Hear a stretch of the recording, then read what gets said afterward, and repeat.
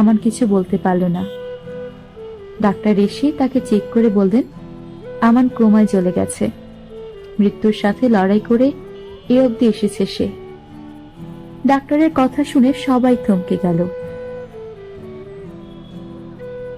Doctor এসে জানালো জায়ান আর এই পৃথিবীতে নেই। জায়ানের পরিবারের সবাই কান্নায় ভেঙে পড়ল। সিফাতের এখনো জ্ঞান ফিরেনি। মিসেস সাবিনা পাগলের মতো করছেন, আজ যদি আমার মেয়েটার বিয়ে না হয়, আমার মেয়েকে যে সমাজ বাঁচতে দেবে না, আমার মেয়ের জীবনটা যে এই সমাজের মানুষ নষ্ট করে দেবে।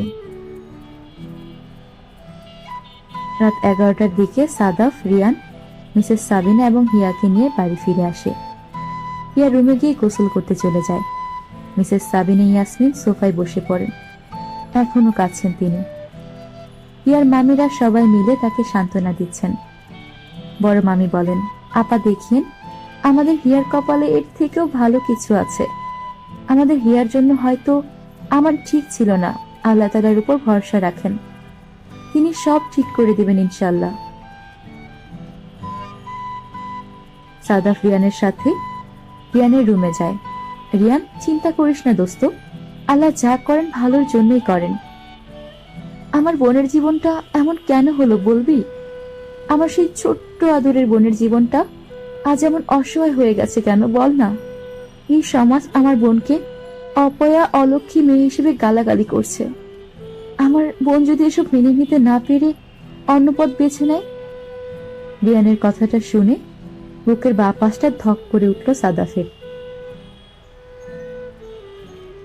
নিজেকে শক্ত করে বলল, এই সমাজের মানুষগুলো কি ভাত না খেয়ে থাকলে একবেলা ভাত খাওয়াবে? বিপদে কি পাশে এসে দাঁড়াবে? এদের কাজই হলো মানুষের নামে সমালোচনা করা। এদের কথায় পাত্তা না দিলেই হয়ে যাবে। আমি না হয় তোর কথা বুঝলাম, কিন্তু হিয়া যদি এসব কথা মেনে নিতে না পারে, ও যদি মানুষের কটূক্তিগুলো সহ্য করতে না পারে, তখন কি হবে? আমি আমার বোনকে হারাতে চাই না রে সাদাফ। হিয়া ওয়াশরুম থেকে বের হয়ে আসে। চুল থেকে পানি গড়িয়ে পড়ছে ফ্লোরে। উদাসীন ভাবে ব্যালকনিতে গিয়ে দাঁড়ায়।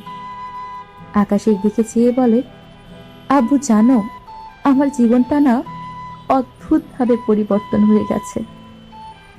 আমার নামের সাথে না অপয়া, অলক্ষী মেয়ে হিসেবে যোগ হয়েছে। আমার সাথে কেন এমন হলো? যাকে ভালোবাসি তাকেও পেলাম না, আর আমাকে যে ভালোবাসে তাকেও পেলাম না। এ কেমন নিয়ম?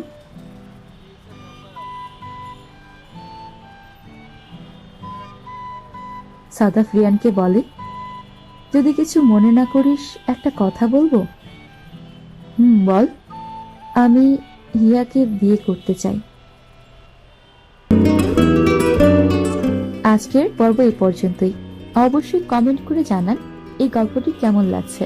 আপনাদের উৎসাহ পেলে আমরা পরবর্তী পর্ব আপলোড করব। ধন্যবাদ।